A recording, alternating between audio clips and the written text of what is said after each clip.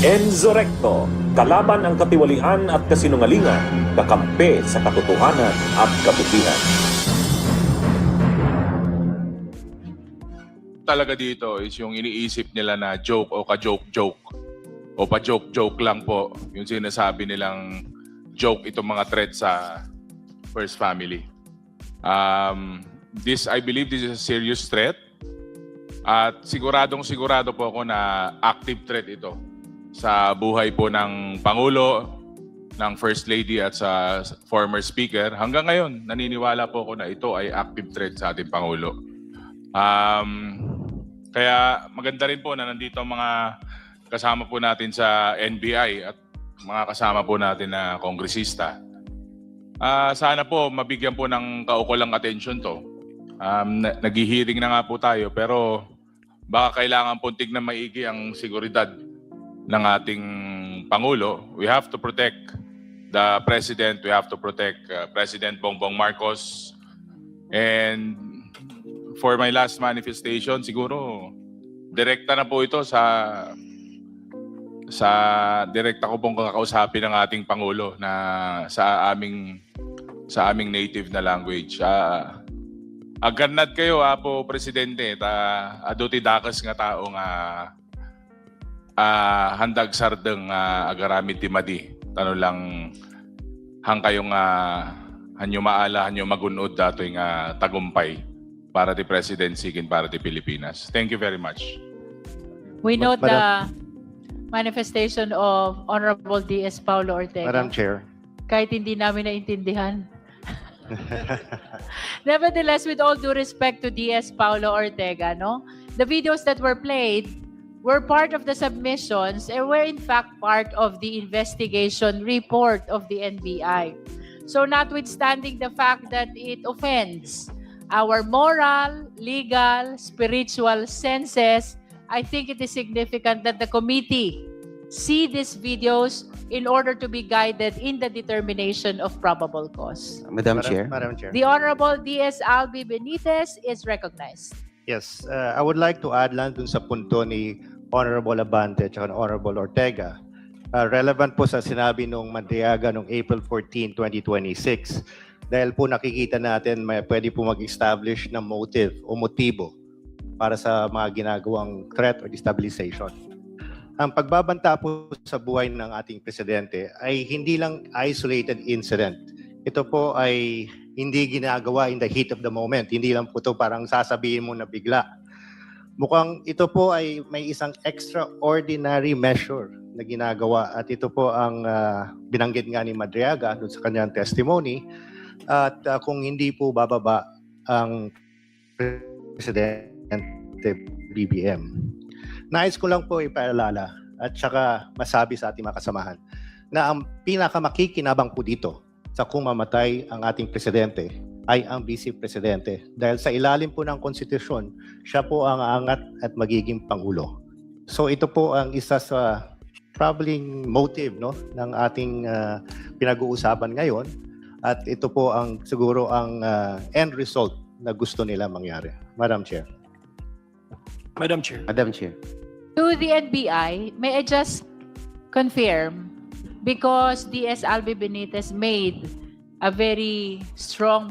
Albi Benitez, mabsat. Maalala niyo kung sino yan? Di ba siya yung nalilink kay... Di ba siya yung nalilink kay Ivana Alawi? Totoo ba? Tatanong lang.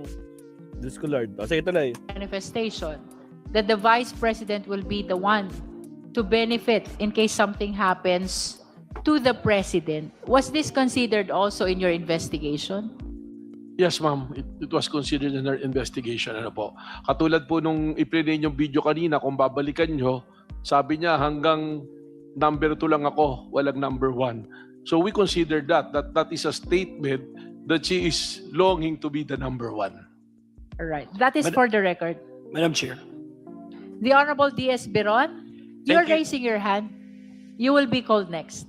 Thank you, Madam Chair. I would like to direct this question to Director Matibag. Director, sa inyong investigation, in your investigation, involving the threat of the Vice President against the life of the President, the First Lady, and the former speaker, have you consulted a psychologist or a psychiatrist to Yan na. evaluate this threat? I'm asking this question, Madam Chair, because it's very apparent that the Vice President has consistently displayed a violent behavior. That's all, Madam Chair. Diyos ko po, violent behavior. Diyos ko po, Rudy. Oh, For the guidance of the members, the question is about the psychiatric issue of the Vice President, alleged against the Vice President. The Magpa-check up ka na. NBI may answer. Magpa-check Well, up ka una nga na. po, sinasabi namin it is an ongoing investigation. So sa tanong po ni Kagalang-Galang Biron, yan po ay kasama talaga. In fact, meron po kaming behavioral science department, mga professional psychologists who can assess the mental behavior of the Vice President. Lamang nga po, hindi po siya dumalo dun sa patawag ng NBI nung inimbestigahan po itong threat. But until now po, we are processing it. Ang ginagawa po namin dun sa aming behavioral science department, ibinabase namin dun sa mga video na nakikita namin. First, we authenticate the videos and titingnan po namin yung pattern. And I would like to go back to sa sinabi again ni Congresswoman De Lima na yung behavior, hindi lang po ni Vice President Sara Duterte, kundi yung behavior ng buong pamilya. Just recently nga po, which part of our submission, yung video doon no April 13, yung rally dyan sa Club Filipino na may submission po kami niyan. Baka po pwede nating ipakita rin yon. And later on, I will repair the question for a more detail kay R.D. Lotoc dahil naging parte po na investigation yan. Madam Chair, can we have that video played? Yeah, Secretariat, please play the Thank you, video Madam in Club Filipino, referred to by Director Melvin Matibag. Sabihin na natin, may nakawan nangyari, bigayan ng pera, whatever. Kasi that should be enough. Nagkaroon na kayo ng presidente that tolerated it. So what's next? Dadagdagan nyo pa? Nagpasarap na kayo ng sobra-sobra, gusto nyo pa? You know, kung swerte na kayo sa buhay, it's time you give back to the people. Huwag nyo pahirapan yung mga tao. Tama na yan. Okay na yan.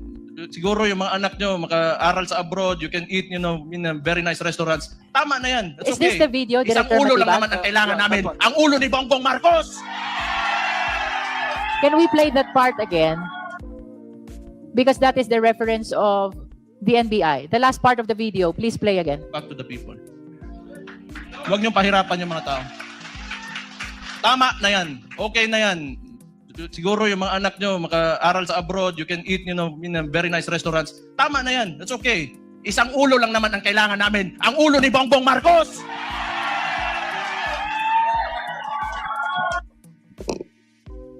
Director Matibag?